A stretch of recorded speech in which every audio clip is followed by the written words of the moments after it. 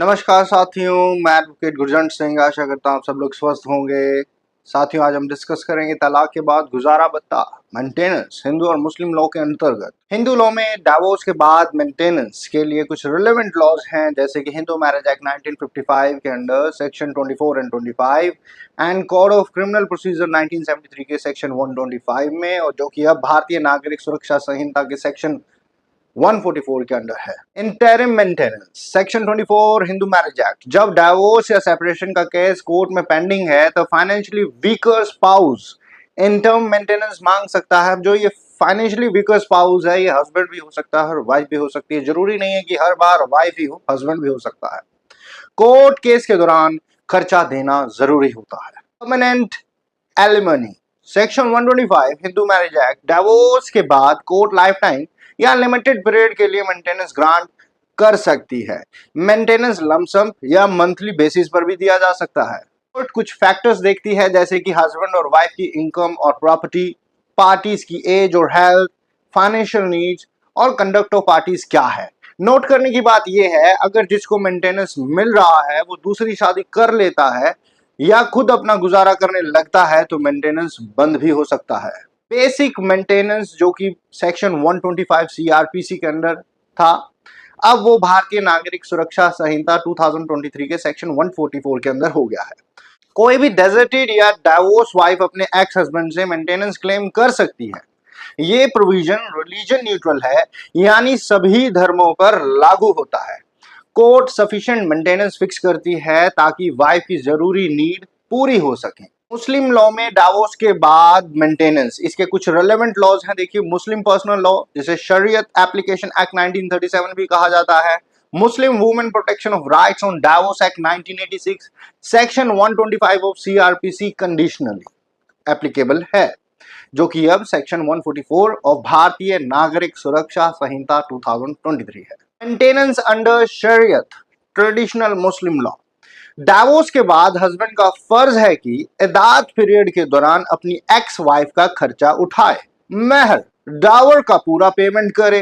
इद्दत period के बाद traditionally husband का रिस्पॉन्सिबिलिटी खत्म हो जाती है। Muslim women protection of rights on divorce act 1986, husband को इद्दत के दौरान एक रीजनेबल और फेयर प्रोविजन देना जरूरी है। इद्दत के बाद अगर वुमेन अपना खुद का गुजारा नहीं कर पाती तो रिलेटिव वक्फ बोर्ड या कोर्ट से हेल्प मांग सकती है। सुप्रीम कोर्ट ने क्लियर डायरेक्शन की है कि मेंटेनेंस का सेटलमेंट ऐसा होना चाहिए जो इद्दत के बाद भी वाइफ के सर्वाइवल के लिए सफिशिएंट हो।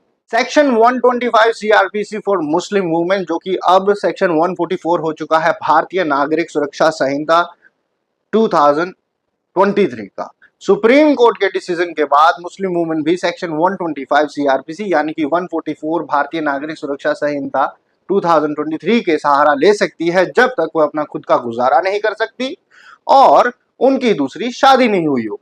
आइए डिस्कस करते हैं कुछ इंपॉर्टेंट लैंडमार्क जजमेंट्स के बारे में, जैसे कि शाहबानो केस 1985, मुस्लिम वुमेन को सेक्शन 125 सीआरपीसी के तहत मेंटेनेंस मिल सकता है इद्दत के बाद भी।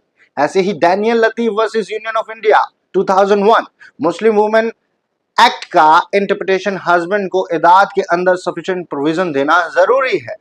सविता बहन Somabhai Bhatia versus state of Gujarat 2005, Hindu divorce case में मेंटेनेंस इंश्योर करने का प्रिंसिपल फिक्स हुआ था। इस केस के अंदर कुछ ऐसे सवाल जो हमेशा पूछे जाते हैं, जैसे कि सवाल नंबर 1, डिवोर्स के कितने दिन बाद गुजारा भत्ता हम क्लेम कर सकते हैं। देखिए, डिवोर्स के तुरंत बाद या जब तक वाइफ फाइनेंशियली डिपेंडेंट है तब तक मेंटेनेंस क्लेम किया जा सकता है। डिले रीजनेबल होना चाहिए। अगर हस्बैंड मेंटेनेंस नहीं देता तो क्या कर सकते हैं। क्वेश्चन नंबर 2, कोर्ट में एग्जीक्यूशन पिटीशन फाइल की जा सकती है, हस्बैंड की सैलरी से डिडक्शन हो सकती है, प्रॉपर्टी को अटैच करवा सकते हैं या फिर वारंट भी इशू हो सकता है। क्वेश्चन नंबर 3, क्या वर्किंग वुमेन भी मेंटेनेंस क्लेम कर सकती है। हाँ, अगर इनकम काफी नहीं है बेसिक नीड्स पूरी करने के लिए तो वर्किंग वुमेन भी मेंटेनेंस मांग सकती है। क्वेश्चन नंबर 4, मुस्लिम वुमेन को डिवोर्स के बाद कैसे मेंटेनेंस मिलता है।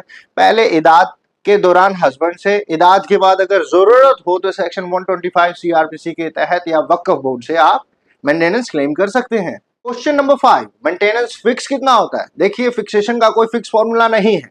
हस्बैंड की इनकम, वाइफ की जरूरत और स्टैंडर्ड ऑफ लिविंग देखकर कोर्ट डिसाइड करती है कि भी मेंटेनेंस कितना होना चाहिए। चाहे हिंदू हो या मुस्लिम, डाइवोर्स के बाद गुजारा भत्ता मिलने का राइट अवेलेबल है। कंडीशंस और प्रोसीजर अलग हो सकते हैं, लेकिन बेसिक प्रिंसिपल यही है, किसी को अपनी जरूरत की चीजों से वंचित नहीं रहना चाहिए।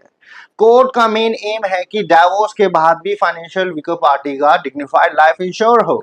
आशा करता हूं आप लोगों को ये जानकारी लाभदायक लगी हो तो मेरे चैनल को सब्सक्राइब करें, लाइक कमेंट करते रहे, और हाँ, बेल आइकन को दबाना मत भूलिएगा ताकि आपको आने वाले नोटिफिकेशंस ऐसे ही रेगुलर मिलते रहें। धन्यवाद।